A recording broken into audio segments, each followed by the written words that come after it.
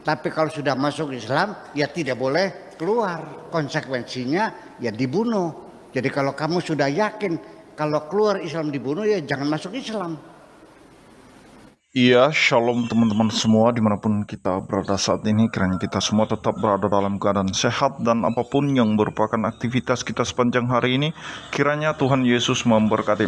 Dan kembali berjumpa lagi di channel kita ini, yaitu Zemayani Yassin. Terima kasih buat teman-teman semua dan juga persahabat yang sudah mendukung perkembangan channel ini dengan setia. Dan kiranya kita tetap menggunakannya untuk menjadi berkat bagi semua orang. Nah teman-teman, pada video kali ini saya membagikan kepada kita semua satu ceramah yang cukup menarik menurut saya, di mana Kiai Biasakur mengatakan bahwa kalau kamu sudah tahu konsekuensi masuk Islam, nanti kalau keluar itu konsekuensinya akan dibunuh sesuai dengan hukum yang tertulis dalam kitab mereka. Yahillu damu mri'in muslim, tidak halal darah seorang muslim kecuali dia melakukan satu di antara yang tiga. An-nafsu bin nafsi, pembunuh, maka dia mesti dihukum bunuh, hukum pancung, dipotong kepalanya. Al-thayyibu zani, sudah menikah tapi dia tetap juga berzina. Al-syaikhu wa syaikhatu, laki-laki perempuan yang sudah menikah, idza zanaya, kalau dia tetap berzina juga, farjumuhumal battah, rajam dia, kubur setengah tubuhnya, lempar batu dia sampai mati. Yang ketiga, at-tariku lidinihi al-mufariqu lil jamaah, orang-orang yang murtad meninggalkan agama ini, maka tidak ada hukuman lain yang layak bagi dia kecuali kematian. Pertanyaannya, berganti agama dalam hadis itu dibunuh, sementara dalam Al-Quran tidak ada paksaan. Bagaimana itu, Bu? Ya memang. Memang kalau itulah fikih. Itulah fikih. Syekh Yusuf Al-Qardawi, mufti di Qatar, itu disoal oleh wartawan Al Jazeera, ya, ditanya Syekh Qardawi sebagai mufti, ya, kenapa orang murtad dihukum bunuh? Bukankah Islam mengatakan la ikraha fiddin, tidak ada paksaan dalam agama? Jawabannya apa? Ya kalau orang Islam yang pindah agama tidak dibunuh, ya habis umat Islamnya. Gitu jawabannya. Jadi kalau nggak dibunuh habis umat Islamnya. Katanya bebas. Iya, orang masuk Islam bebas, tapi keluar nggak boleh. Orang tidak dipaksa masuk Islam. La ikraha fiddin. Tapi kalau sudah masuk Islam, ya tidak boleh keluar. Konsekuensinya ya dibunuh. Jadi kalau kamu sudah yakin kalau keluar Islam dibunuh, ya jangan masuk Islam. Begitu tak pola pikirnya. Oke, itulah fikih. Itulah fikih. Ini yang diperjuangkan, ingin diterapkan di negara Indonesia ini. Murtad bunuh, berzina rajam, dikubur separuh, dilemparin sampai mati, mencuri potong tangan, tidak sholat bunuh, tidak zakat bunuh, murtad bunuh, habislah. Kitabnya begitu kok. Terus gimana? Saya tidak berani menyalahkan, nanti saya dibilang murtad lagi nantinya. Tapi dalil orang berzina dirajam itu nggak ada. Kata mereka dulunya ada dalilnya tuh. Asy-syaikhu wasy-syaikhatu idza zanaya farjumu huma nakalam minallah. Mana ayatnya? Nggak ada, sudah dinasakh. Ini sudah dihapus. Tapi kenapa berlaku hukumnya?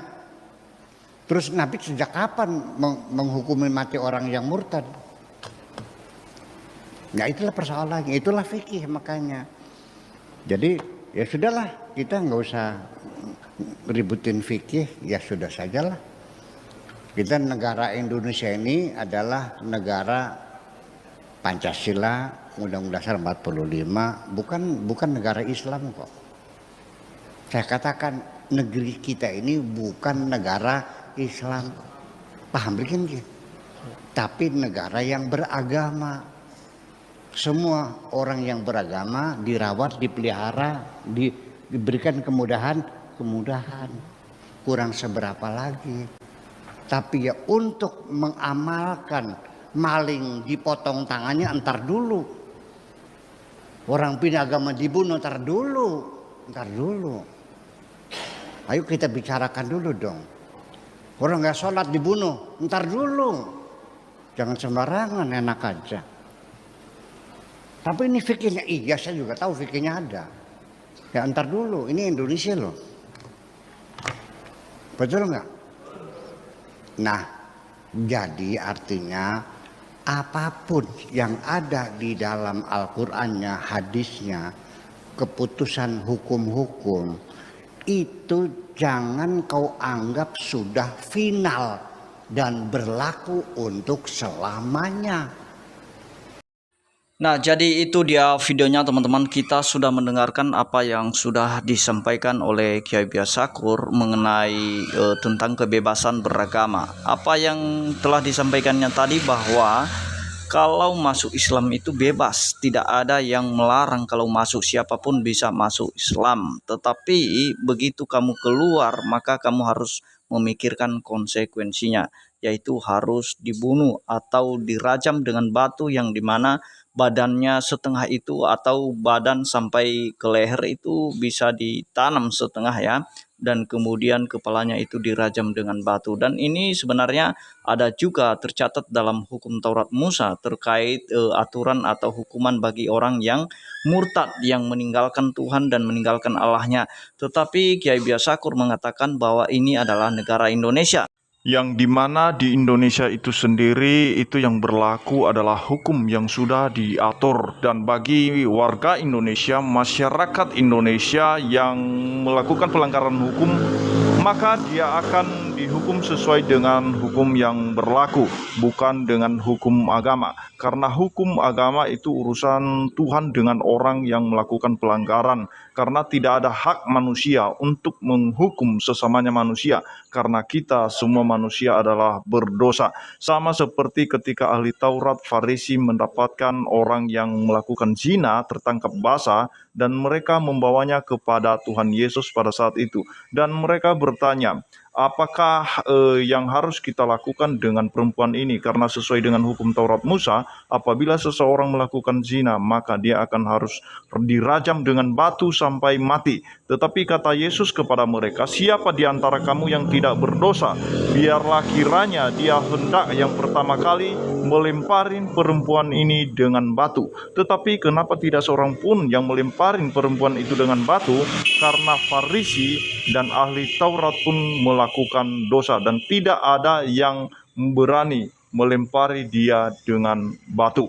Dan ketika itu Yesus melepaskan pengampunan kepada perempuan itu, mengatakan, janganlah berbuat dosa lagi, aku pun tidak menghukum kamu. Dan itulah kasih karunia yang dibawa oleh Tuhan Yesus, karena Tuhan Yesus melawan segala hukum Taurat, dan dia memberikan keselamatan bagi kita semua melalui pengorbanannya di atas kayu salib.